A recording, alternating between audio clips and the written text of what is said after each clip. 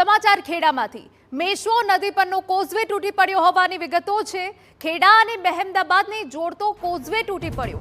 Causeway તૂટતા 40 જેટલા ગામને અસર। ગ્રામજનોને અવરજવર કરવામાં હાલાકી પડી રહી છે। થોડા દિવસ પડેલા ભારે વરસાદના કારણે ગઈકાલે કોઝવે તૂટી પડ્યો। આ કોઝવે વર્ષ 1995માં બન્યો હતો। હાલ કોઝવેની જગ્યાએ આડાસ ઊભી કરીને અવરજવર બંધ કરવામાં આવી છે। ભર ચોમાસે કોઝવે તૂટતા ગ્રામજનો માટે ભારે હાલાકી છે। આસપાસના ગામના લોકોને ખેતરે જવામાં મુશ્કેલી પડી રહી છે। સાથે રોડ અપડાઉન કરી શહેરમાં જતા લોકો માટે હવે ફેરો ફરવાનો વારો આવ્યો છે। પસાર થતી મેશ્વો નદી પરનો કોઝવે ગઈકાલે તૂટી પડ્યો છે। દ્રશ્યો બતાવવાનો પ્રયાસ કરીશ કે જે રીતે થોડા દિવસ પહેલાં વરસાદ વરસ્યો, સતત પૂરના પાણી આવ્યા અને સતત આ કોઝવેની ઉપરથી ભારે વાહનોની અવરજવરના કારણે બ્રિજ બેસી ગયો છે। કયા વર્ષમાં બ્રિજ બન્યો તો આપણી સાથે સ્થાનિક નાગરિકો જોડાયા છે। શું નામ છે કાકા તમારું? મારું નામ છે કિરીટભાઈ વિઠ્ઠલભાઈ, ગામ સમાત્રા રહેવાસી। કિરીટભાઈ, એ બતાવો કે આ બ્રિજ ક્યારે બનેલો? આ 95 સાલમાં બનેલો સાહેબ। અચ્છા, તો આ તૂટી કેમ ગયો?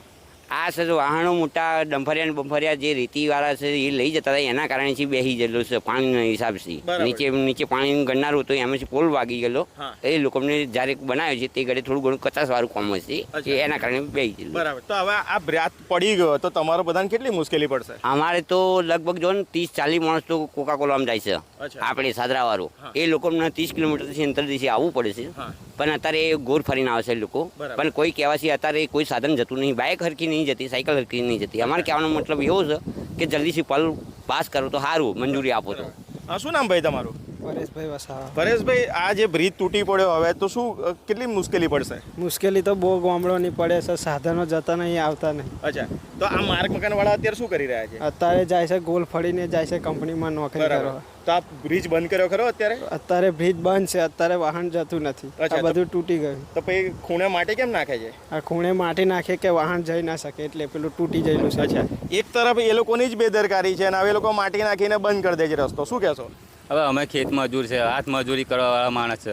અમારે આ ગામમાંથી આ ગામમાં બીજા ગામમાં મજૂરી કરવા જવું પડે। હવે આટલું પાણી આવે એટલે અમારથી કંઈ જવાય નહીં, તમારે ઘેર જ કઈ શું કરવાનું? તો જે થાય એ વહેલું કરો તો સારું સાહેબ।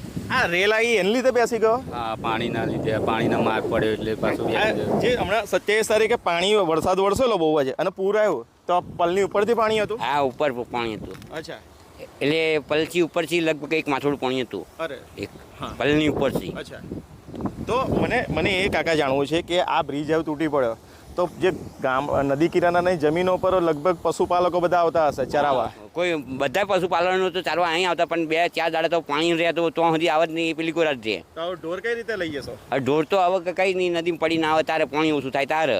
આપણે આજે જગ્યા તૂટી પડી છે, કેમેરામેનને વિનંતી કરીશ પેલા દ્રશ્યો બતાવે। આપણે જે જગ્યાએ હતા ધધોડા પડી રહ્યા છે એ જગ્યાએ કેટલું ઊંડું છે પાણી? એ અહીંયા આગળ 2 માથોડા પાણી છે। 2 માથોડા? હા, અત્યારે। અચ્છા, એટલે માણસ ડૂબી જાય ખરું ત્યાંથી? માણસ તો ગઈ સાલે ત્રીજા વર્ષે પણ લગભગ 3 વર્ષ પહેલા એક માણસ ધરી પડ્યો। અચ્છા, સરકારે શું કરવું જોઈએ? સરકારને એને જલ્દીથી વિનંતી કહેવું છે મારે છે કે જલ્દીથી પલ હાજર મંજૂરી કર્યા હતી, એમ સારું કે બધા લોકોને અત્યારે ખાવા પીવાની રોજી ગરીબ માણસાઈ છે।